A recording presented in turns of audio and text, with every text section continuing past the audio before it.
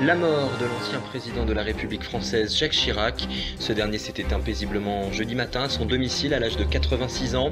Édition spéciale du journal ce soir quasiment entièrement consacrée à la disparition de l'ancien chef de l'État. Nous reviendrons sur sa longue carrière politique, d'un secrétariat d'État en 1967 à la présidence de la République entre 1995 et 2007, en passant par plusieurs mandats de député de Corrèze, puis la mairie de Paris entre 1977 et 1995. La disparition de Jacques Chirac a suscité une très vive émotion en France et à l'étranger. Nous ferons le tour des principales réactions des politiques, bien sûr, mais aussi des Français très attachés à leur président. Des hommages ont été rendus à l'ancien chef de l'État dès jeudi soir à l'Élysée. Une journée de deuil national aura lieu demain lundi. Une journée qui sera également celle des obsèques de Jacques Chirac. Un président très populaire qui aura aussi marqué l'histoire. Quelles grandes mesures retiendra-t-on de lui? Son bilan économique est-il bon? Toutes les réponses tout à l'heure. Il avait présidé aux destinées de 60 millions de Français de 1995 à 2007. Jacques Chirac est mort. Très affaibli ces dernières années, le 5e président de la 5e République est décédé ce jeudi à l'âge de 86 ans. A annoncé sa famille, il s'est éteint au milieu des siens, paisiblement. Sa dernière apparition publique remonte à novembre 2014, retour en images sur la vie du président le plus populaire de la 5e République. Sa santé s'était dégradée depuis son départ de l'Élysée en 2007, conséquence notamment d'un accident vasculaire cérébral survenu en 2005 durant son second mandat de président de la République. En septembre 2016, Jacques Chirac avait dû rentrer en urgence du Maroc, où il était en villégiature avec son épouse Bernadette, afin d'être hospitalisé à l'hôpital de la Pitié-Salpêtrière à Paris pour une infection pulmonaire. Réputé pendant des décennies pour sa santé de fer et son naturel bon vivant, Jacques Chirac avait connu plusieurs alertes, à tel point qu'en janvier 2014, Bernadette Chirac avait estimé que son époux ne parlerait plus en public et évoquait des troubles de sa mémoire, surtout par moments. La dernière apparition de l'ancien chef d'État à une cérémonie officielle remonte au 21 novembre 2014. Diminuait la main sur l'épaule de son épouse, il était arrivé sous les applaudissements de la salle. L'absence médiatique qui a suivi est d'autant plus marquante que Jacques Chirac a été omniprésent dans la vie politique française pendant près de 50 ans. Paradoxalement, c'est à gauche que le jeune Jacques Chirac, devenu ensuite une figure emblématique de la droite, fait ses débuts en politique.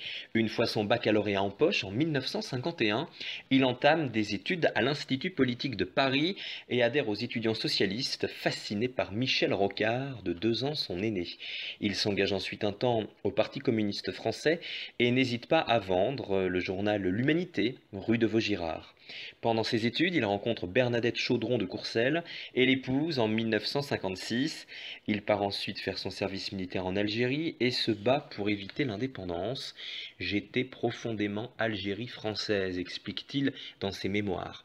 Il est le seul énarque à refuser de signer la motion de censure à De Gaulle, avant de plier au bout de 48 heures. Jacques Chirac se lance finalement dans le grand bain de la politique aux côtés de Georges Pompidou, dont il devient le bras armé. Celui qui est à l'époque Premier ministre l'appelle son bulldozer, comme le note l'Obs en 2009 dans un long portrait.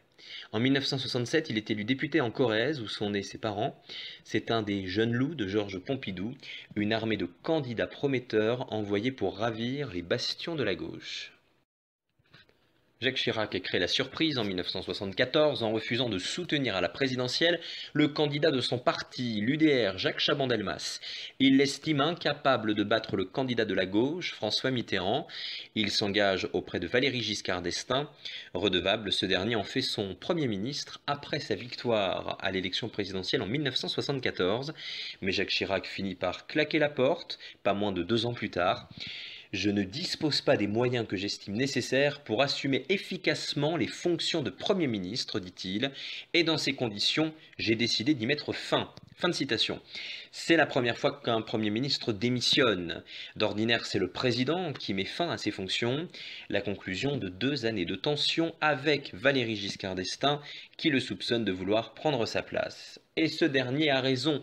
Après avoir fondé le RPR, Rassemblement de la République, en décembre 1976, Jacques Chirac se présente à la présidence de la République en 1981.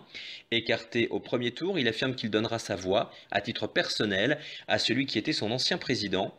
Mais en sous-main, il pousse ceux qui le soutiennent à voter pour François Mitterrand, estime Valéry Giscard d'Estaing. Dans ses mémoires, le président sortant affirme avoir appelé lors de la campagne la permanence de Jacques Chirac, qui lui avait conseillé de voter pour François Mitterrand. À la tête de la principale force d'opposition face au gouvernement socialiste, Jacques Chirac remporte avec le RPR les législatives de 1986 et devient Premier ministre. C'est la première cohabitation de l'histoire de la Ve République. Avec l'aide de son ministre des Finances, Édouard Balladur, Jacques Chirac applique une politique très libérale dans une ambiance délétère avec le président François Mitterrand. Échaudé par cette expérience, il se présente une nouvelle fois à la tête de l'État en 1988, mais échoue lourdement au second tour face au chef de l'État sortant. Son ancien camarade de Sciences Po, Michel Rocard, prend sa place à Matignon. Jacques Chirac reprend son siège de député corrézien et réélu triomphalement maire de Paris en 1989. En plein contexte de percée du Front National, il crée une polémique nationale en parlant des difficultés du travailleur français qui habite à la Goutte d'Or, excédé par, je cite, le bruit et l'odeur de ses voisins africains. Malgré le scandale, Jacques Chirac continue sa route avec un seul objectif en tête, la présidence de la République. C'est pour cela qu'il refuse d'ailleurs d'être Premier ministre en 1993, après la victoire de la droite aux législatives. Il laisse la place à Édouard Balladur, son ami de 30 ans, dit-il, qu'il souhaite installer à Matignon en cas de victoire à la présidentielle, mais ce dernier a d'autres ambitions. Les deux hommes se présentent à la présidentielle de 1995 et la droite entre en guerre civile, mais Jacques Chirac bat Édouard Balladur au premier tour à 20,84% contre 18,58%. Au second tour, il remporte sa place à l'Élysée face à Lionel Jospin. Élu sur la promesse de réduire la fracture sociale, Jacques Chirac met en œuvre dès l'automne des réformes à rebours de ce thème de campagne. Alain Juppé, Premier ministre, veut réformer en profondeur la sécurité sociale et les retraites. Son plan déclenche des grèves massives dans le privé, la fonction publique et surtout la SNCF, paralysant le pays de la mi-octobre à la fin novembre. Le 12 décembre, 2 millions de personnes défilent dans les rues. 3 jours plus tard, le gouvernement retire sa réforme des retraites. Premier recul de Jacques Chirac devant la rue. La popularité de son gouvernement ne s'en remettra pas. 2 ans plus tard, le président fait un coup que personne, y compris dans son camp, ne comprend, la dissolution de l'Assemblée nationale, censée relégitimer son pouvoir. Elle aboutit au contraire à la victoire de la gauche aux législatives. Lionel Jospin fait alors son entrée à Matignon et Jacques Chirac est coincé pour 5 années de cohabitation. Une nouvelle, il peut quand même mener la réforme du mandat présidentiel qui passe du septennat au quinquennat, décision prise en 2000, une réforme si consensuelle qu'elle n'intéresse pas les Français qui ne se déplacent pas à 70%, une abstention record pour un référendum. Chirac lance aussi la professionnalisation de l'armée avec son très populaire corollaire, l'abandon du service militaire. Malgré ce bilan très mince, Jacques Chirac parvient à se faire réélire en 2002, mais dans un contexte très particulier. Au soir du premier tour, ce 21 avril, c'est Jean-Marie Le Pen qui se qualifie au second tour face au président sortant. Lionel Jospin est éliminé. Jacques Chirac se pose alors en rempart contre le FN et remporte l'élection avec plus de 82% des suffrages. Malgré de nombreux appels, Jacques Chirac ne profite pas de ce score pour mettre en place un gouvernement d'union nationale. Principal marqueur de ce second mandat, le refus d'engager la France dans la guerre en Irak. C'est le célèbre discours prononcé par Dominique de Villepin à l'ONU le 14 février 2003. L'éloquence de celui qui est alors ministre des Affaires étrangères est saluée par des applaudissements. Avec cette prise de position, Jacques Chirac redonne à la France une certaine visibilité à l'international. Le président va d'ailleurs tout au long de ce second mandat endosser un nouveau costume sur la scène mondiale. Converti à l'écologie par Nicolas Hulot, il devient presque le champion des altermondialistes. Mais sur le plan intérieur, c'est une toute autre histoire. Dans une logique gaullienne, Jacques Chirac organise en 2005 un référendum sur la Constitution européenne. Des altermondialistes aux souverainistes, en passant par certains socialistes, la coalition du non est large. La campagne qui se cristallise sur le plombier polonais aboutit sur un franc rejet à plus de 54%. Un double échec sur le plan européen mais aussi personnel pour Jacques Chirac. En janvier 2006, il doit affronter une nouvelle fois la rue, en particulier la jeunesse vent debout contre le contrat première embauche. La loi est votée, promulguée, mais ne sera jamais appliquée et nourrissant les critiques d'immobilisme à l'encontre du président. Après l'élection de Nicolas Sarkozy à la présidentielle de 2007, Jacques Chirac s'efface peu à peu du paysage politique en raison notamment de ses soucis de santé, ce qui ne l'empêche pas toutefois de faire quelques sorties médiatiques remarquées, comme en 2011 où il apporte son soutien à François Hollande, alors en campagne pour la présidentielle face à Nicolas Sarkozy, son dernier coup d'éclat politique. Et dès jeudi soir, jour de la disparition de Jacques Chirac, le président de la République Emmanuel Macron s'est exprimé en direct à la télévision à 20 h depuis son bureau de l'Élysée pour rendre hommage à l'ancien chef de l'État. Sur son bureau se trouvait un seul objet, il s'agissait d'une attention spécialement destinée pour l'ancien président. Les mots d'un côté et les détails qui en disent long de l'autre. Emmanuel Macron s'est exprimé devant les Français jeudi soir, quelques heures après le décès de Jacques Chirac. Le président de la République a loué, je cite, « un homme d'État que nous aimions autant qu'il nous aimait ». Jacques Chirac était un grand Français libre, poursuit-il, qui était un amoureux taiseux de notre culture et qui aimait profondément les gens. Jacques Chirac était un destin français, a-t-il ajouté. Au-delà de ces mots, Emmanuel Macron a rendu hommage à son prédécesseur avec un objet. Peut-être l'avez-vous vu. Le président de la République s'est exprimé depuis l'Élysée, assis derrière un bureau vide, ou presque. Un seul objet s'y trouvait, un petit portrait du général de Gaulle, en bronze. Ce n'est autre que le cadeau de Jacques Chirac à Emmanuel Macron, quelques semaines après son élection. Un geste pour marquer la continuité. Ce portrait n'a jamais quitté le bureau de l'ancien président décédé à la mairie de Paris, comme à l'Élysée. Et à l'annonce du décès de l'ancien chef de l'État, les réactions ont abondé de la part de toute la classe politique, de Nicolas Sarkozy à Alain Juppé, en passant par Marine Le Pen. Tous saluent l'extraordinaire carrière politique de Jacques Chirac. Jacques Chirac fait désormais partie de l'histoire de France, a réagi dans un communiqué le président de l'Assemblée nationale française, Richard Ferrand. Depuis le perchoir, il avait demandé un peu plus tôt aux députés d'observer une minute de silence, jeudi, en hommage à l'ancien président de la République, avant de suspendre momentanément leurs travaux. La France a perdu en lui un héros d'Alexandre Dumas, charmeur, batailleur et beaucoup plus profond qu'il ne voulait paraître, poursuit le président de l'Assemblée nationale, qui a annoncé qu'un autre hommage sera de nouveau rendu au Palais Bourbon. Le Sénat a également observé une minute de silence ce jeudi midi. Jacques Chirac a incarné l'âme de la France, a réagi son président Gérard Larcher. L'ancien président de la République, Nicolas Sarkozy, a affirmé dans un communiqué qu'avec le décès de Jacques Chirac, c'était une part de sa vie qui disparaissait.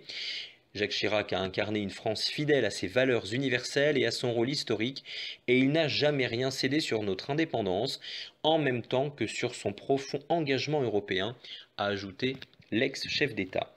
Valéry Giscard d'Estaing, qui a également dirigé la France de 1974 à 1981, a exprimé son émotion après le décès de Jacques Chirac.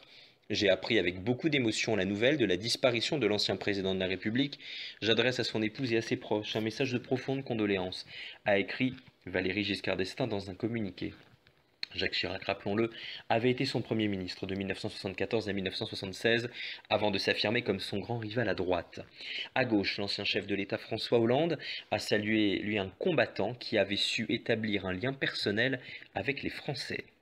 La majorité parlementaire également évoque ses souvenirs avec Jacques Chirac, à l'image du ministre de l'Éducation nationale, Jean-Michel Blanquer, qui a posté ce tweet. « La France, je l'aime passionnément, j'ai mis tout mon cœur, toute mon énergie à son service, un testament mais aussi une devise que nous devons tous suivre de la part de l'un des grands serviteurs de notre pays, ardent et indépendant. » Jean-Michel Blanquer a conclu « Adieu et merci Jacques Chirac ».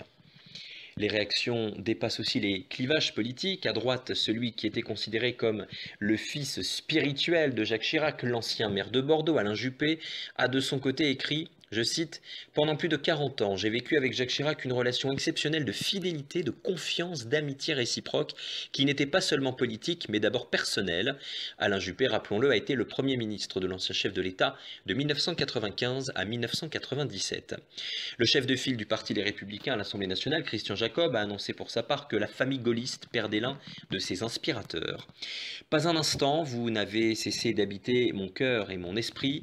Pas une minute, je n'ai cessé d'agir pour servir cette France magnifique, cette France que j'aime autant que je vous aime », a tweeté de son côté le président de Région Auvergne-Rhône-Alpes, Laurent Wauquiez.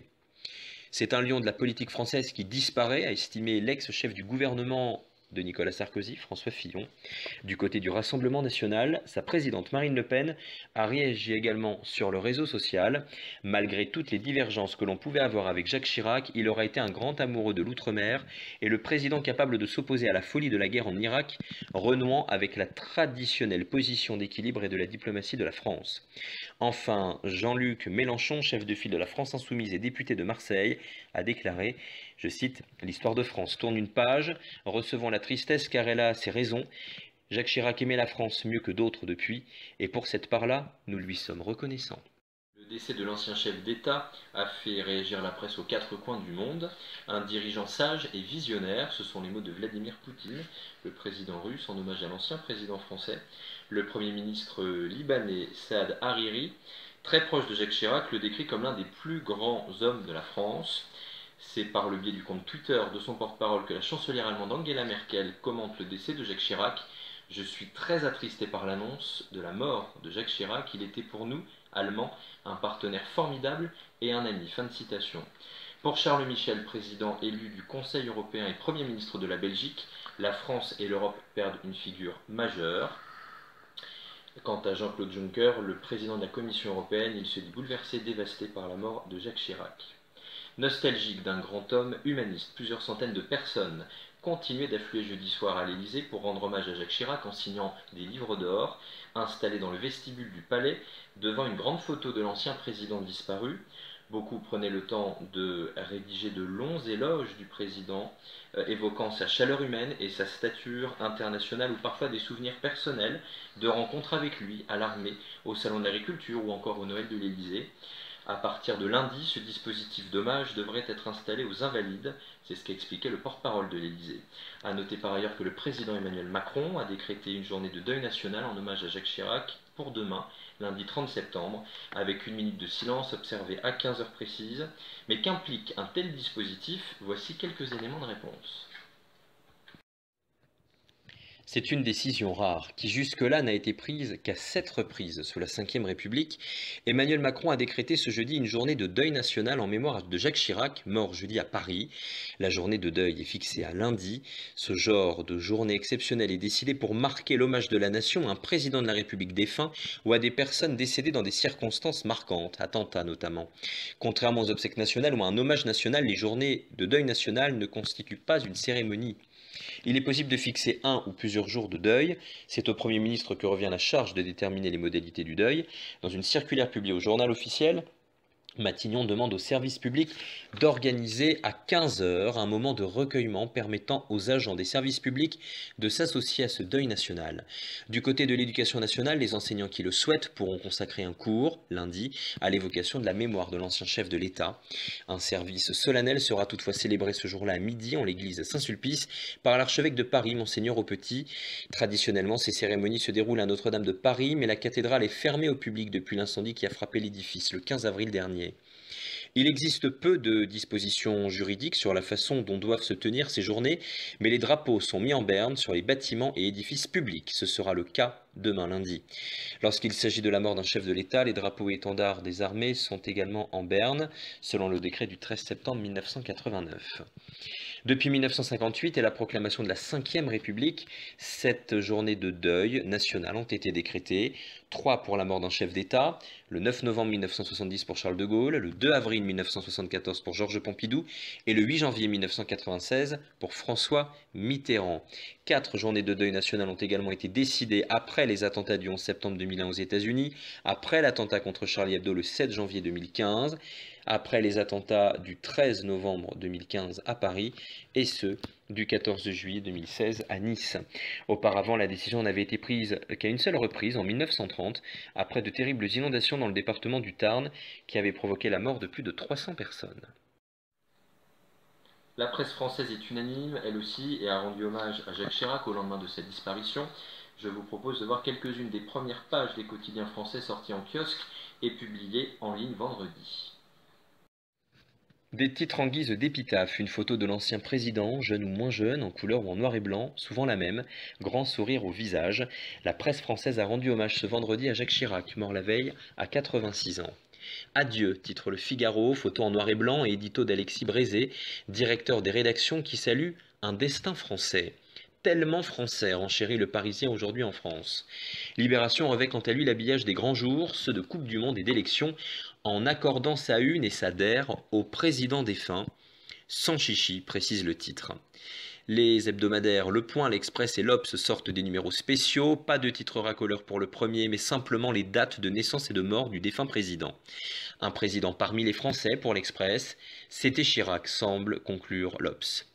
Socialter, magazine traitant d'économie sociale et de transition, a eu un coup d'avance. Dans son dernier numéro paru en août, son dossier sur le tout gratuit est illustré par la photo de l'ex-président enjambant un portique de métro. La presse régionale raconte quant à elle une histoire politique, c'est la Voix du Nord. L'homme qui aimait les gens, pour le Dauphiné, du côté de la Corrèze, la montagne, fait son adieu aux grands. Pour conclure, mention spéciale pour l'équipe qui, tout en faisant sa une sur la France-Serbie de volleyball, rend hommage au président qui aimait les sportifs. Chaque titre est une référence aux fameuses petites phrases de Jacques Chirac, une pomme à croquer pour les Bleus qui affronteront la Serbie en soirée et que le journal invite à être abracadabrantesque. Les tactiques de Silvino à l'OL, this is not a method. Et parmi les grands temps forts de ces 12 années à la présidence de la République, il y a bien sûr ce discours historique sur la déportation des Juifs. 2 mois à peine après sa prise de fonction, Jacques Chirac réécrit l'histoire de France. Il reconnaît la responsabilité de l'État français dans la déportation des Juifs, des 76 000 Juifs pendant l'occupation. Retour sur cet épisode symbolique de notre histoire nationale. Pour la première fois, un président de la République française a reconnu la responsabilité de la France dans les déportations de Juifs. Le 16 juillet 1995, Jacques Chirac s'exprime au square des Martyrs du Veldiv à Paris, un discours qui marque un tournant mémoriel. La France, patrie des Lumières et des droits de l'homme, terre d'accueil et d'asile, la France, ce jour-là, accomplissait l'irréparable, déclare le chef de l'État. Oui, poursuit-il, la folie criminelle de l'occupant a été secondée par des Français, par l'État français, ajoute celui qui préside les cérémonies du 53e anniversaire de la rafle du Veldiv, commencé le 16 juillet 1942 à Paris. Quelques 13 000 juifs avaient été arrêtés à leur domicile par des policiers et gendarmes français avant d'être rassemblés au vélodrome d'hiver pour être ensuite envoyés au camp de concentration, d'où beaucoup ne devaient pas revenir. Jacques Chirac se démarque clairement de son prédécesseur François Mitterrand, lequel s'était toujours refusé. « Je ne ferai pas d'excuses au nom de la France. La République n'a rien à voir avec ça. J'estime que la France n'est pas responsable », avait affirmé l'ancien président socialiste en 1994. Nous conservons à l'égard des Juifs une dette imprescriptible, dit Jacques Chirac, en 1995, devant d'anciens déportés juifs et leurs familles, les représentants de la communauté juive et les autorités religieuses. Reconnaître les fautes du passé et les fautes commises par l'État, poursuit-il, ne rien occulter des heures sombres de notre histoire, c'est tout simplement défendre une idée de l'homme, de sa liberté et de sa dignité, c'est lutter contre les forces obscures, sans cesse à l'œuvre, souligne le président qui appelle à l'esprit de vigilance, alors que souffle l'esprit de haine, avivé ici par les intégrismes, alimenté là par la peur et l'exclusion. Rappelons que nous sommes dans un contexte de montée en puissance du Front National. Les propos de Jacques Chirac ont été très favorablement accueillis par les participants à la cérémonie qui en ont salué le courage. Selon Serge Klarsfeld, président des fils et filles des déportés juifs de France, ce discours salué dans le monde entier comme une courageuse et salutaire reconnaissance a marqué une profonde rupture. Se plaçant résolument dans les pas de Jacques Chirac, le président François Hollande a reconnu à son tour en 2012 que le crime commis à l'encontre des Juifs lors de la rafle du Veldiv l'avait été par la France. En juillet 2017, son successeur Emmanuel Macron a tenu à perpétuer le fil tendu en 1995 par Jacques Chirac lors de la commémoration de la rafle à laquelle était convié pour la première fois un Premier ministre israélien, Benjamin Netanyahou. C'est bien la France qui a organisé la rafle, a-t-il alors martelé. Un an après son élection, Jacques Chirac, soucieux de préparer l'entrée du pays dans la zone euro, renonce au service militaire obligatoire, une réforme majeure sur laquelle Emmanuel Macron envisage aujourd'hui de revenir. Président de la République depuis un an, Jacques Chirac décide en 1996 de supprimer un monument républicain apparu en 1798, le service militaire. Le chef de l'État n'est pourtant pas attendu sur le sujet. Durant la campagne, il s'est contenté d'évoquer une réflexion à mener. Il conserve un bon souvenir de son passage sous les drapeaux durant la guerre d'Algérie, qui vit toutefois 1,5 million de conscrits envoyés au feu entre 1954 et 1962, près de 25 000 tués et la torture employée sur les populations. Sous-lieutenant de 1956 à 1957, membre d'une unité cantonnée dans un endroit perdu, le futur président a-t-il vu le sang couler? Il ne l'a jamais dit. Mais en 1978, il évoquait son expérience. L'Algérie, disait-il, a été la période la plus passionnante de mon existence. Ce fut un moment de grande liberté, le seul moment où j'ai eu le sentiment de commander. C'est habité de ce souvenir que Jacques Chirac demande un jour du printemps 1995 à voir Charles Millon, son ministre de la Défense, ex-président du groupe UDF à l'Assemblée. Ce dernier se veut pragmatique. En 1965, il a été exempté du service militaire sans l'avoir vraiment cherché, prétend-il, pour un motif médical un peu vague. Je souhaite que tu réfléchisses à une transformation du service national, lui lance le chef de l'État, partant de deux idées directrices, fonder une armée professionnelle et faire des économies. Alors que s'achève la guerre froide, les budgets militaires chutent partout en Europe. Par ailleurs, la France doit remettre ses finances publiques dans les clous afin de préparer l'entrée dans l'euro prévue le 1er janvier 1999. Charles Millon se met donc au travail, bien qu'au départ il se soit montré favorable à l'armée de conscription. Il mène une étude qu'on lui demande la plus rationnelle et objective possible et conclut au bout de 3 mois que tous les arguments avancés en faveur du maintien du service sont discutables. D'abord, le coût d'intégration de centaines de milliers d'hommes par an dans une myriade de casernes est exorbitant, d'autant qu'il est devenu inenvisageable de les impliquer dans les conflits étrangers lointains auxquels la France participe, comme lors de la première guerre du Golfe en 1990 et 1991. Le contexte est d'autant plus sensible car quelques semaines plus tôt, ils ont décidé d'un acte de guerre que seule une armée professionnelle peut mener dans le bourbier de l'ex-Yougoslavie. À Sarajevo, assiégé par les troupes serbes, des casques bleus français sont pris en otage et exhibés, entravés devant les caméras. La tragédie bosniaque se poursuivra pourtant avec au cours de l'été 1995 le massacre de 8000 civils à Srebrenica. Sans doctrine claire, les armées européennes laissent une impression d'impuissance. À Paris, l'hiver est chaud sur le front social où le Premier ministre Alain Juppé et ses projets de réforme libérale se heurtent à des grèves massives. Début 1996, Jacques Chirac est politiquement affaibli. Il promet pour autant de créer une armée professionnelle de 350 000 hommes, capable de projeter jusqu'à 60 000 d'entre eux à l'étranger. On en est loin aujourd'hui avec environ 250 000 soldats. Le quotidien Libération titre alors « Chirac libère les jeunes ». Une question émerge tout de même. Faut-il maintenir une forme de service national? Une mission d'information présidée à l'Assemblée par Philippe Séguin conclut sceptique dans un rapport publié le 21 mai 1996. La suppression de toute forme de conscription n'est pas réaliste. Il est question de créer un rendez-vous citoyen obligatoire d'une semaine. Le 28 mai, Jacques Chirac prononce depuis l'Élysée une allocution télévisée solennelle aux airs d'oraison funèbre. Il évoque ses années algériennes. Après le changement de majorité à l'Assemblée provoqué en juin 1997 par une aventureuse dissolution, Jacques Chirac promulgue la loi officialisant la suspension et non la suppression du service. Nous sommes le 28 octobre 1997. Le rendez-vous citoyen sera réduit à une journée d'appel de préparation à la défense, JAPD obligatoire, renommée ensuite journée défense citoyenneté, JDC, toujours en vigueur. En 2002, l'environnement n'a pas encore l'importance qu'on lui accorde aujourd'hui. Pourtant, c'est cette année que Jacques Chirac lance cette alerte au sommet de la Terre à Johannesburg. Notre maison brûle et nous regardons ailleurs.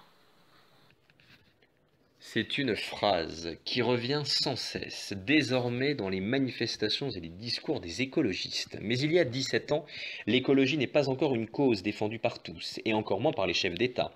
Alors l'intervention de Jacques Chirac, ce 2 septembre 2002, au sommet de la Terre à Johannesburg, fera date. Notre maison brûle et nous regardons ailleurs. C'est ainsi que le chef d'État français interpelle les dirigeants réunis sous l'égide de l'ONU tous les 10 ans pour évoquer la nature mutilée, surexploitée, qui ne parvient plus à se reconstituer. Et pendant ce temps, nous refusons de l'admettre, entame le président. Sur tous les continents, des signaux d'alerte s'allument. L'Europe est frappée par des catastrophes naturelles et des crises sanitaires, poursuit-il. L'économie américaine, souvent boulimique en ressources naturelles, paraît atteinte d'une crise de confiance dans ses modes de régulation. L'Amérique latine est à nouveau secouée par la crise financière et donc sociale. En Asie, ajoute Chirac, la multiplication des pollutions dont témoigne le nuage brun s'étend et menace d'empoisonnement un continent tout entier. L'Afrique, elle est accablée par les conflits, le sida, la désertification, la famine. Certains pays insulaires sont menacés de disparition par le réchauffement climatique. Fin de citation. Nous ne pourrons pas dire que nous ne savions pas, poursuit le chef d'État, prenons garde que le XXIe siècle ne devienne pas, pour les générations futures, celui d'un crime de l'humanité contre la vie. Les termes sont forts. Jacques Chirac en appelle à la responsabilité collective des pays, en particulier des pays développés. Si l'humanité entière se comportait comme les pays du Nord, il faudrait selon lui 2 planètes supplémentaires pour faire face à nos besoins. Jacques Chirac fixe alors 5 chantiers prioritaires à l'échelle de la planète. En premier lieu, le changement climatique. De Johannesburg doit s'élever un appel solennel vers tous les pays du monde, et d'abord vers les grands pays industrialisés pour qu'ils ratifient et appliquent le protocole de Kyoto destiné à réduire les émissions de gaz à effet de serre. L'éradication de la pauvreté ensuite. Il y tient. Puis la diversité biologique et culturelle menacée selon le chef d'État et qu'il faut protéger par des engagements juridiques. En quatrième lieu viennent les modes de production et de consommation.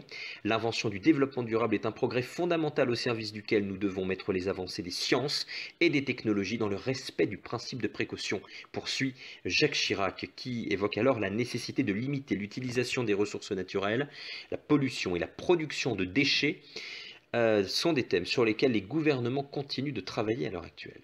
Cinquième et dernier chantier, enfin annoncé par Chirac, la gouvernance mondiale pour humaniser et maîtriser la mondialisation. Le chef d'État veut faire alors prévaloir l'intérêt supérieur de l'humanité tout entière. En 2005, le président instaure la charte de l'environnement qui proclame que chacun a le droit de vivre dans un environnement équilibré et respectueux de la santé. Jacques Chirac est également à l'origine d'une taxe internationale de solidarité sur les billets d'avion, d'ailleurs communément appelée taxe Chirac, créée en 2005. Prélevée sur les prix des billets, elle permet de financer United, le fonds de lutte contre le sida, le paludisme et la tuberculose. Pour autant, difficile de parler de Jacques Chirac comme d'un visionnaire de l'environnement. Sans aucune transformation structurelle pour engager la transition écologique pendant ses 2 mandats, le chef d'État était également un fervent défenseur de l'agriculture conventionnelle, très décrié aujourd'hui pour son impact sur l'environnement. Et l'un des points noirs de la présidence de Jacques Chirac fut la question du contrat première embauche, le CPE. Alors que des syndicats étudiants appelaient à manifester contre la loi travail, le pouvoir politique craignait une révolte, comme celle contre le contrat première embauche. C'était en 2006. Dominique de Villepin était alors Premier ministre de Jacques Chirac. Le contrat première embauche, CPE, était une idée de contrat spécifique pour les jeunes de moins de 26 ans, avec une période d'essai plus longue pour eux, 2 ans au lieu de 8 mois maximum pour un CDI classique. Pendant ces 2 ans, un jeune salarié aurait pu être congédié à tout moment, sans motif, sans que l'employeur ait à s'en justifier. En janvier 2006, le Premier ministre Dominique de Villepin annonce le nouveau contrat et espère que les employeurs embaucheront plus facilement grâce à ce CPE, alors que le taux de chômage des jeunes est déjà de près de 25%. Il n'y a pas de concertation préalable. Villepin bouscule l'ordre du jour pour faire passer son texte au plus vite. Il utilise le 49.3 face à la gauche très virulente. Le texte est adopté par le Parlement le 9 mars. Mais la rue s'enflamme. Des centaines de milliers de jeunes manifestent, comme ici, à Paris. Des incidents éclatent. Universités et lycées se mettent en grève. Au plus fort du mouvement, 1 à 3 millions de personnes défilent pour demander le retrait de la réforme. Le président de l'UNEF, le principal syndicat étudiant, s'appelle Bruno Julliard. Il est aujourd'hui premier adjoint socialiste à la mairie de Paris. Les étudiants sont rejoints par les syndicats de salariés. L'opinion publique bascule du côté des manifestants. Dominique de Villepin campe sur ses positions. Jacques Chirac promulgue la loi, mais suspend immédiatement son application et demande qu'un nouveau texte en modifie les points contestés. Les opposants ne baissent pas la garde et demandent son abrogation. Le CPE est officiellement abandonné le 10 avril 2006. Un nouveau vote du Parlement le fait disparaître de la loi et le remplace par un nouveau dispositif d'aide aux entreprises qui embauchent des jeunes. En toile de fond politique de cette contestation, il y a, cette année 2006, une bataille terrible entre le Premier ministre Dominique de Villepin et Nicolas Sarkozy, ministre de l'Intérieur, car les 2 hommes se battent pour être le candidat de l'UMP à la présidentielle de 2007. En 2008, Bruno Julliard, ex-leader des étudiants donc, révélera que Nicolas Sarkozy l'avait appelé au téléphone lors d'une des manifs contre le CPE pour lui dire qu'il était son premier soutien et que lui aussi demandait le retrait du CPE. Les 2 hommes, un de gauche, un de droite, avaient tous 2 des intérêts convergents. Bruno Julliard voulait la tête du CPE, Sarkozy celle de Villepin. Le nom de Jacques Chirac apparaît dans plus d'une dizaine d'affaires judiciaires. Longtemps protégé par l'immunité présidentielle, il est devenu le premier chef d'État français à avoir été condamné en justice en 2011 dans l'affaire des emplois fictifs de la mairie de Paris. Mais son nom a été mêlé à plusieurs affaires judiciaires dans lesquelles il n'a pas été condamné, comme les marchés publics des lycées d'Île-de-France ou les HLM de la ville de Paris. Retour sur une carrière empreinte de démêlés judiciaires. Il n'avait jamais mis les pieds dans un palais de justice en tant que prévenu. Si la carrière politique de Jacques Chirac a longtemps été placée sous le signe des affaires judiciaires, l'ancien président a bénéficié de ce que le Canard enchaîné qualifiait en 2009 de 30 ans de baraka judiciaire, ce qui n'a pas empêché au final de devenir le premier président français à être condamné en justice en 2011. Mais Jacques Chirac, en mauvaise santé, n'avait pas pu se déplacer au tribunal. Abracadabrantesque, comme il disait, des accusations qui font pchit, protégé par le statut de président, qui ne peut pas être poursuivi en justice tant qu'il est en exercice, Jacques Chirac a toujours nié vigoureusement et avec son sens coutumier du bon mot avoir quoi que ce soit à se reprocher.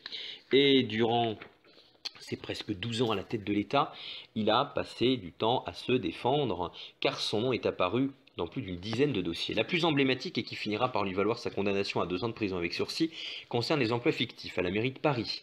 La justice s'est intéressée dans 2 affaires distinctes à un total de 28 postes distribués à des amis ou alliés politiques entre 1990 et 1995. Mais au-delà de cette trentaine d'emplois, c'est le procès de tout un système clientéliste mis en place par la Chiraquie durant le mandat de Jacques Chirac à l'Hôtel de Ville de 1977 à 1995 que les parquets de Nanterre et Paris ont instruit un lourd dossier qui a aussi valu des condamnations à plusieurs proches du président, dont le fidèle Alain Juppé en 2004. Le long chemin de croix judiciaire de l'ex-président est d'ailleurs jonché d'amis qui ont trinqué, comme l'illustre la gigantesque affaire des lycées d'Île-de-France. Ce scandale a éclaboussé la quasi-totalité des partis politiques, accusés d'avoir touché des centaines de millions de francs de commission sur l'attribution de marchés publics pour la rénovation d'établissements scolaires franciliens dans les années 90. Cette fois-ci, c'est en tant que patron du RPR que Jacques Chirac est concerné, mais protégé par l'immunité présidentielle, il n'est pas inquiété par la justice, contrairement à plusieurs de ses plus fidèles lieutenants. Michel Roussin, son ancien directeur de cabinet et ami corrézien de longue date, assume parfaitement son rôle de fusible lorsqu'il déclare à la barre après avoir été condamné à 4 ans de prison ferme, je cite: « On me poursuit depuis 10 ans en tant qu'ancien directeur de cabinet, mais il tient encore le soldat Roussin. » Fin de citation. Jacques Chirac peut encore dire merci à la fonction présidentielle en 2001, lorsqu'il est convoqué comme simple témoin dans le cadre du dossier des HLM de Paris, une autre affaire de financement occulte. Le chef de l'État ne se présente pas et le juge d'instruction n'insiste pas. Le magistrat ne parviendra pas à démontrer que des grands patrons ont alimenté les caisses noires du RPR, malgré la publication en 2000 de la célèbre cassette posthume de Jean-Claude Méry, homme d'affaires et membre du RPR, qui reconnaît l'existence de paiements illégaux faits en présence de Jacques Chirac. Et lorsque le procès s'ouvre, le 23 janvier 2006, aucun responsable politique n'apparaît sur le banc des accusés. L'ancien président a aussi été accusé à plusieurs reprises d'avoir mené grand train aux frais des contribuables. En 2002, il lui a été reproché par l'inspection générale de la ville de Paris d'avoir dépensé l'équivalent de 2,1 millions d'euros en frais de réception entre 1987 et 1995. Le couple présidentiel a aussi été inquiété par la justice pour des vols gratuits dont il a bénéficié entre 1995 et 1999. Ce dossier concerne surtout Bernadette Chirac, qui a été soupçonnée d'avoir voyagé à 5 reprises avec la compagnie Euralair sans avoir à dépenser un centime. L'enquête, là encore, s'est soldée par un non-lieu, faute de preuves en 2009. Car c'est bien cette succession de péripéties judiciaires dont Jacques Chirac est toujours sorti indemne qui lui ont valu le surnom d'intouchable, et il aura fallu attendre la retraite de celui qui reste l'un des présidents les plus populaires de la Ve République pour que son incroyable baraka prenne fin. L'un des atouts culturels de la présidence Chirac fut bien évidemment le musée des arts africains, le musée du Quai Branly. Ce passionné d'art primitif avait largement œuvré à la création de ce musée des arts et civilisations d'Afrique, d'Asie, d'Océanie et des Amériques, c'est le nom complet, inauguré Quai Branly à Paris en 2006 et rebaptisé à son nom 10 ans plus tard. Stéphane Martin, président du musée du Quai Branly, se souvient de sa première rencontre avec Jacques Chirac et de son goût pour les civilisations méconnues. Rencontre. Qui êtes-vous et qu'est-ce que vous faites dans mon bureau? Sa première rencontre avec Jacques Chirac à l'Élysée, Stéphane Martin s'en souvient avec une pointe d'amusement. C'était en 1995. À l'époque, l'énarque et futur président du musée du Quai Branly, Jacques Chirac, est directeur de cabinet du ministre de la Culture, Philippe Douste-Blazy. Dès son élection, le chef d'État a demandé à Jacques Kershach, son ami collectionneur, grand spécialiste et galeriste d'art primitif, de travailler à l'idée d'un musée sur les arts lointains. Kershach prend rendez-vous avec Douste-Blazy, tombe dans son bureau sur Martin, un habitué de sa galerie, et l'emmène avec lui chez Chirac sans prévenir ce dernier, le début d'un lien très profond. Au début, Jacques Chirac ne pensait pas à un musée, mais à une présence des arts d'Afrique, d'Océanie et des Amériques au Louvre. C'était un geste de politique internationale. Pour lui, il n'y avait pas que la Joconde au monde. L'histoire de la culture ne se résumait pas à la Grèce, l'Égypte et la Renaissance italienne, affirme Stéphane Martin.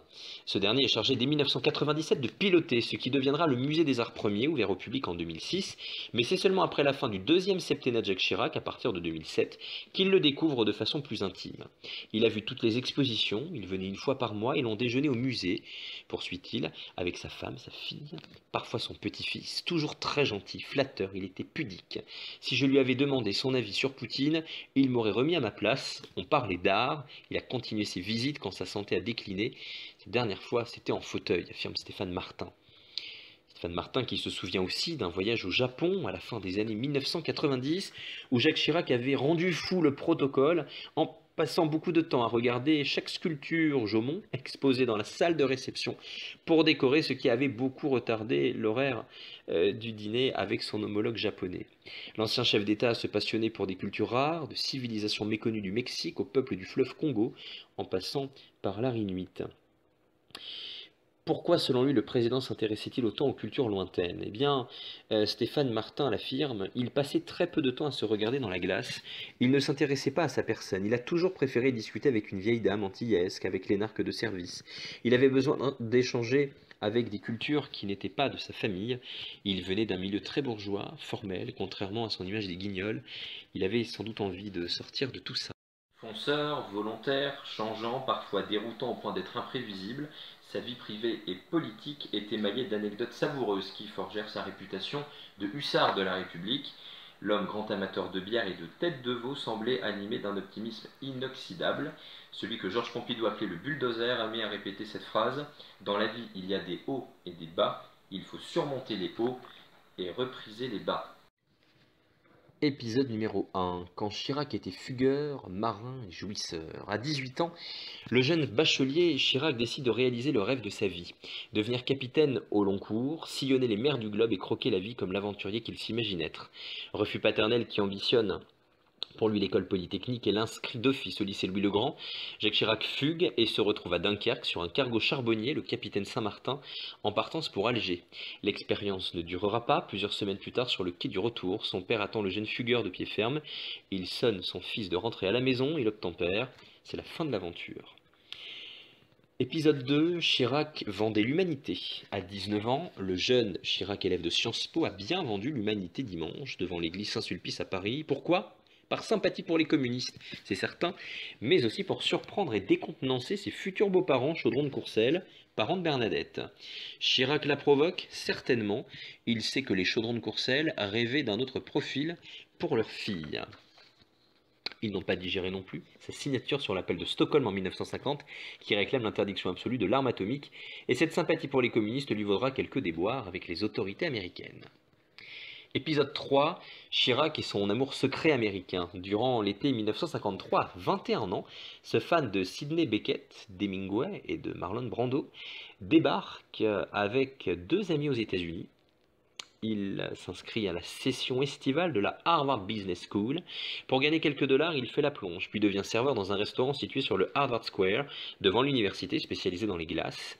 Et le cheeseburger, c'est là qu'il fait la connaissance de Florence Early, une ravissante étudiante venue de Caroline du Sud, véritable coup de foudre. Il envisage aussitôt de rompre ses fiançailles avec Bernadette, rencontrée l'année précédente sur les bancs de Sciences Po. Refus très ferme et non négociable des parents. En 2015, Bernadette confiera que ce n'était pas un mariage d'amour, mais un mariage d'ambition. Les fiançailles ont lieu en octobre 1953, les noces le 16 mars 1956. Le couple aura deux filles, Laurence, née en 58, et Claude, né en 62. Et en 1979, le couple adoptera Anh Dao Traxel, d'origine vietnamienne. Épisode 4, Chirac, protégé de Georges Pompidou. De tous les personnages qui ont croisé sa route, c'est Georges Pompidou, avec son regard humaniste sur le monde, qui a fait Jacques Chirac. Alors Premier ministre, Pompidou brossera publiquement un portrait particulièrement flatteur de son conseiller toujours vibrillonnant, disponible et enthousiaste. En 1967, Chirac se présente aux législatives en Corrèze. Georges Pompidou déclare: « À mon cabinet, on l'appelle le bulldozer, on n'a jamais encore trouvé quelqu'un qui lui résiste. J'espère quand même qu'il ne me poussera pas hors du gouvernement, mais avec une telle activité, une telle puissance de travail, une telle capacité de réalisation, On peut tout craindre. Cette image de l'homme pressé, chère à Paul Morand, sera celle de Jacques Chirac tout au long de sa carrière politique. Épisode 5, Jacques Chirac, créateur de la NPE en 1967. Il rentre à la Cour des comptes, puis au secrétariat général du gouvernement, d'où il rejoint le cabinet de Georges Pompidou, Premier ministre. Le 6 avril 1967, le voici bombardé secrétaire d'État aux affaires sociales, chargé des problèmes de l'emploi. Époque heureuse, le pays ne compte alors que 2% de chômeurs, soit 174 000 personnes. Jacques Chirac annonce alors la création de l'Agence nationale pour l'emploi, NPE, un moment important. Épisode numéro 6, Chirac, une parenté cachée avec Audiard. On ne compte plus les réparties tour à tour drôles, subtiles ou grasses de Jacques Chirac. Adepte d'un langage populaire, volontairement imagé, il emprunte volontiers à la métaphore choc, ce qui fait de lui un cousin d'alliance avec Michel Audiard, l'un des dialoguistes les plus doués du cinéma français. Qu'on en juge, voilà ce que Chirac dit sur Nicolas Sarkozy. Sarkozy, il faut lui marcher dessus, et du pied gauche, ça porte bonheur. Sur Édouard Balladur, ce type, c'est quand même un remède contre l'amour, non? En évoquant Margaret Thatcher à propos d'un différend sur une négociation, qu'est-ce qu'elle veut cette ménagère? Mes couilles sur un plateau? Ou encore sur le combat politique? Il ne faut pas blesser une bête, on la caresse ou on la tue. Enfin, lors d'élections législatives, en soutenant la candidature de Jean-Louis Debré, allons boire à nos femmes, à nos chevaux et à ceux qui les montent. Épisode 7, Chirac et sa fille Laurence, son combat, sa douleur. Laurence Chirac, sa fille aînée, née en 58, est le drame de sa vie, la croix qu'il faut porter en silence avec sa femme Bernadette. Jamais, au cours de sa longue carrière, il n'évoquera cette blessure secrète auprès de ses amis, même les plus proches, et le temps n'émoussera jamais cette douleur au sein du couple. Laurence suit des études de médecine que la maladie l'oblige à interrompre, selon l'Express, une méningite qui a déclenché une anorexie mentale. Le 13 avril 1990, à 32 ans, elle se jette par la fenêtre du 4e étage de son domicile, rue du Père Corentin, dans le 14e arrondissement de Paris. Grièvement blessée, elle échappe de justesse à la mort. En décembre 2004, Bernadette confiera sur France 3 « Une mère qui a échoué avec un enfant et qui n'est pas arrivée à lui rendre sa santé se sent toujours coupable, et un père aussi, quelle que soit son identité. Devant ce genre de trouble, on a envie de se cacher. » Laurence Chirac décédera le 14 avril 2016 à l'âge de 58 ans, victime d'un malaise cardiaque. La perte de sa fille adorée aggravera la dégradation de l'état de santé du chef de l'État. Épisode 8, clash en Israël et non à la guerre en Irak. Lors d'un voyage en Israël en octobre 1996, alors qu'il visite la vieille ville de Jérusalem, Jacques Chirac se heurte violemment au service de sécurité israélien censé le protéger et dont il juge l'attitude brutale et provocatrice. Très en colère, Jacques Chirac interpelle les agents des services de sécurité israéliens. Le journaliste Pierre Aski était l'envoyé spécial du quotidien Libération au Proche-Orient lors de cette tournée. Lors d'un entretien européen, il se souvient de la suite. Je cite, « Ça a été un moment diplomatique très fort pour lui, dont il a tiré profit dans le reste de sa visite parce qu'il est devenu, tout à coup, le héros du monde arabe. C'était sa première grande initiative diplomatique et il faisait déjà les gros titres partout.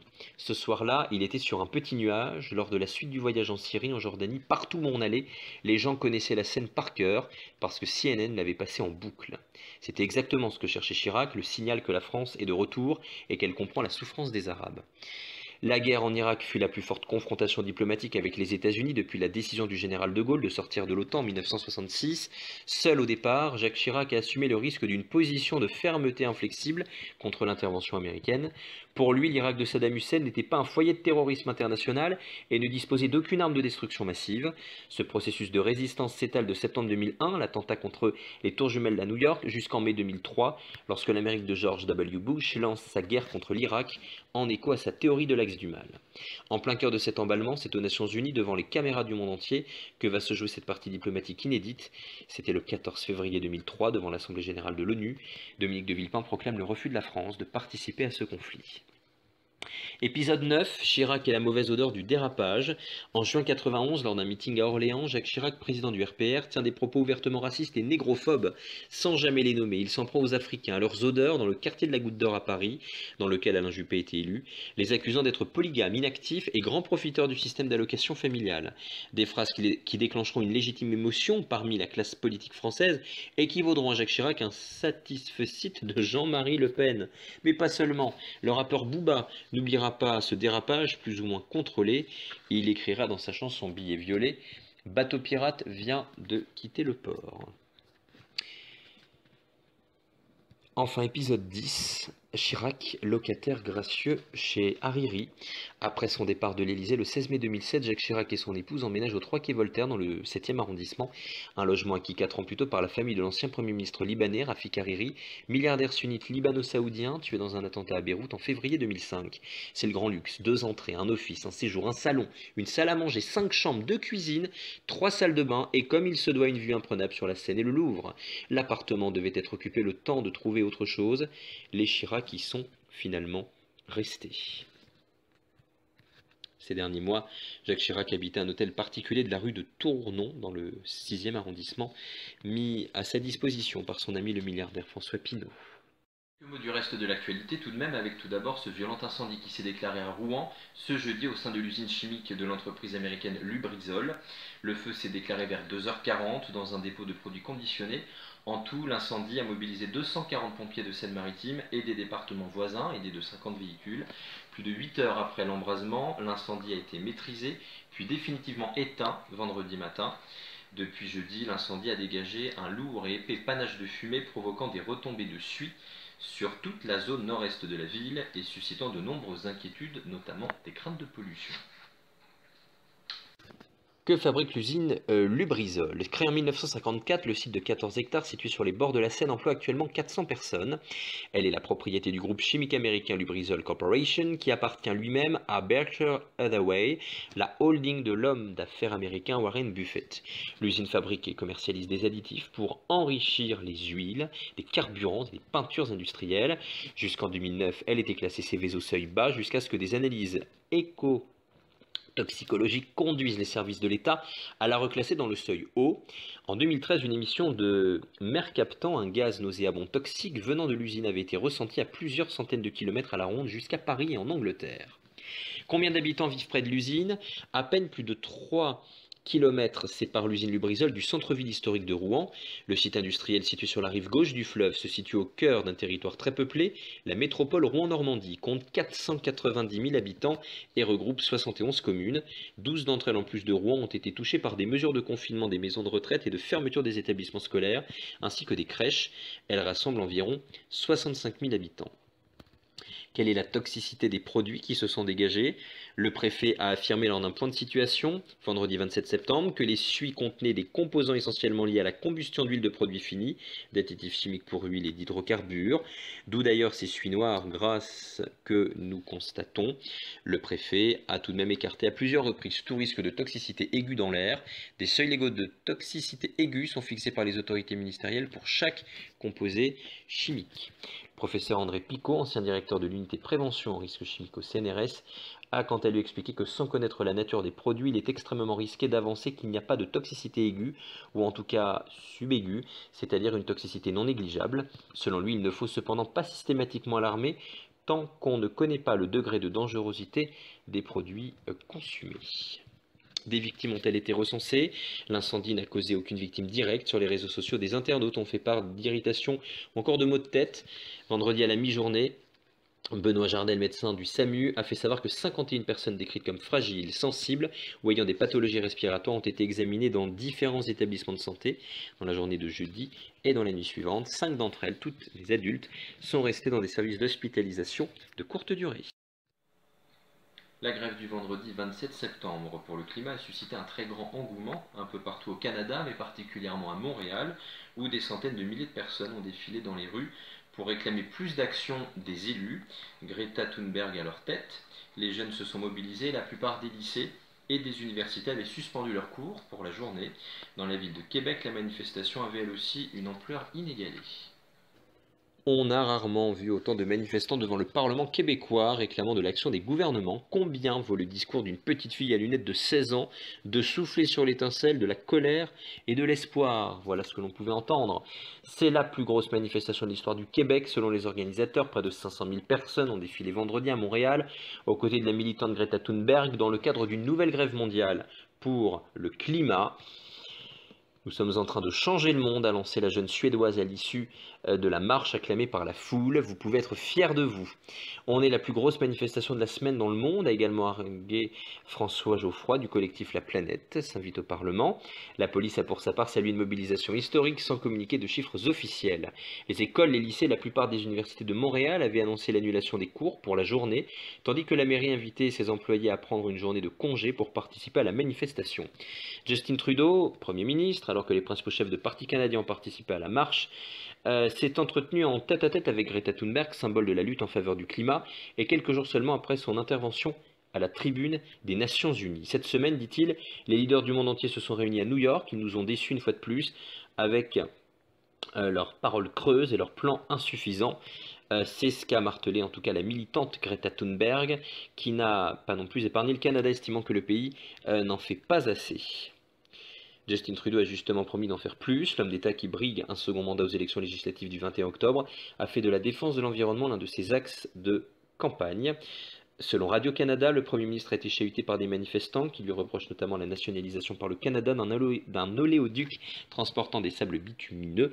Le Premier ministre s'est engagé dans la foulée de la manifestation à planter 2 milliards d'arbres sur 10 ans s'il est réélu. C'est la mesure phare du projet de loi sur la bioéthique. L'Assemblée nationale a voté vendredi en première lecture et sous les applaudissements l'ouverture de la PMA à toutes les femmes malgré la vive opposition de la droite. La procréation médicalement assistée, qui permet d'avoir un enfant au moyen de différentes techniques médicales, insémination artificielle, fécondation in vitro, est actuellement réservée aux couples hétérosexuels. Son ouverture aux couples de femmes et aux femmes célibataires était une promesse de campagne d'Emmanuel Macron. Cette PMA élargie aux couples de lesbiennes et aux femmes célibataires, soutenue par la majorité de la gauche, sera remboursée par la sécurité sociale. Cette disposition faisait particulièrement débat, notamment à droite, chez les Républicains. En sport, les 17e championnats du monde d'athlétisme se déroulent du 27 septembre au 6 octobre 2019 à Doha, au Qatar. Le Qatar qui accueille pour la première fois cet événement sportif.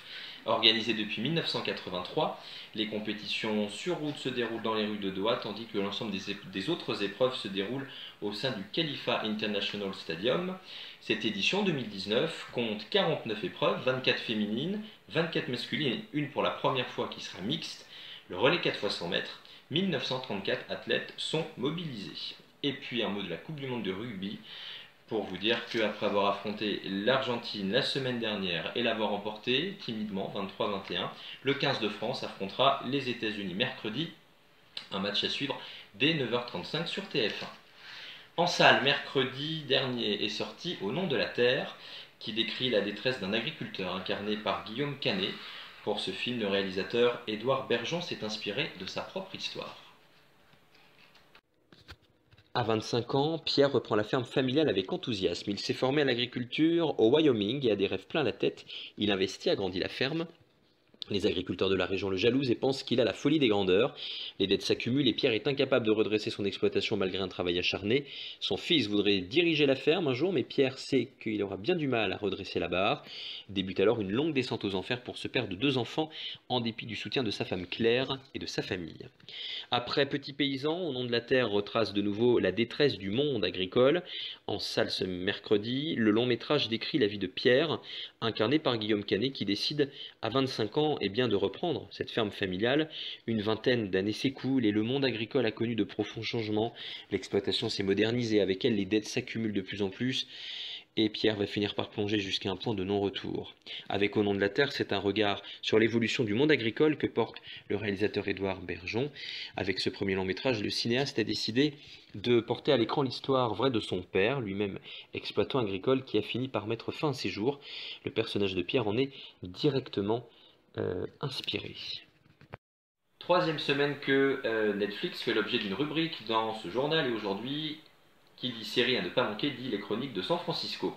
Cette série est tirée des romans éponymes d'Armistide Maupin et dresse un portrait très réaliste de la société LGBT de ces dernières années à San Francisco, aux États-Unis. Les Chroniques de San Francisco racontent l'histoire d'Anna Madrigal sur toute une époque, d'une jeunesse où elle devait cacher sa transsexualité sous peine d'attiser la haine du peuple, à une période plus moderne où elle est devenue propriétaire d'un immeuble sur Barbary Lane, logeuse de plusieurs protagonistes. Anna est un personnage aux multiples facettes qui divise. Elle est le noyau central, la racine de l'arbre, mais cet arbre a aussi des dizaines de branches, ce qui nous permet de faire connaissance avec les autres personnages, comme Marianne Singleton, une femme naïve mais ô combien attachante, ou Michael Tulliver, homosexuel au grand cœur mais atteint du VIH. Armistead Maupin, le réalisateur, peint sous le format d'une série un message de tolérance et d'amour universel. La représentation de la communauté LGBTQ est à son comble avec une multiplicité de personnages, au destin bien différents, mais tous réunis par le lien qu'ils ont avec Anna Madrigal, notre héroïne.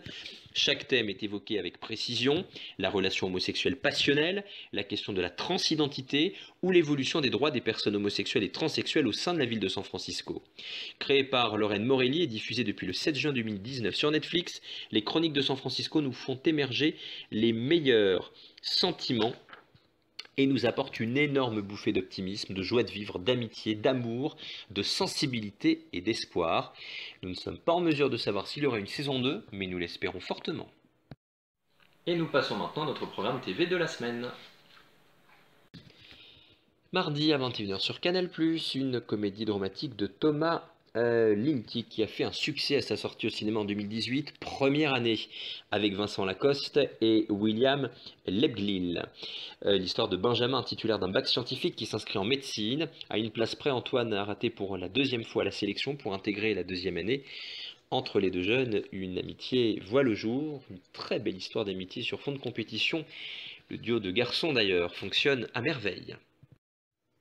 À 9h35, mercredi sur TF1, la Coupe du Monde de rugby se poursuit. La France affrontera les États-Unis. Après avoir défié l'Argentine lors du premier match de la poule C, la France s'attaque cette fois-ci aux États-Unis qu'elle croise rarement dans les joutes internationales. Une seule fois, les Bleus ont affronté et vaincu 41-14. Cette formation à ce niveau, c'était en 2003. En revanche, les Américains ont déjà battu les Français, mais leur dernière victoire, 17-3, remonte aux Jeux Olympiques de 1924 à Paris. Un match qui est donc à suivre sur TF1 mercredi. Un thriller pour votre vendredi soir sur Canal+, L'Empereur de Paris. Nous sommes au 19e siècle, condamné aux galères, François Vidocq parvient à s'échapper. Alors que tous le croient mort, il cache son identité et devient commerçant. Mais la police finit par retrouver sa trace et l'accuse d'un meurtre qu'il n'a pas commis.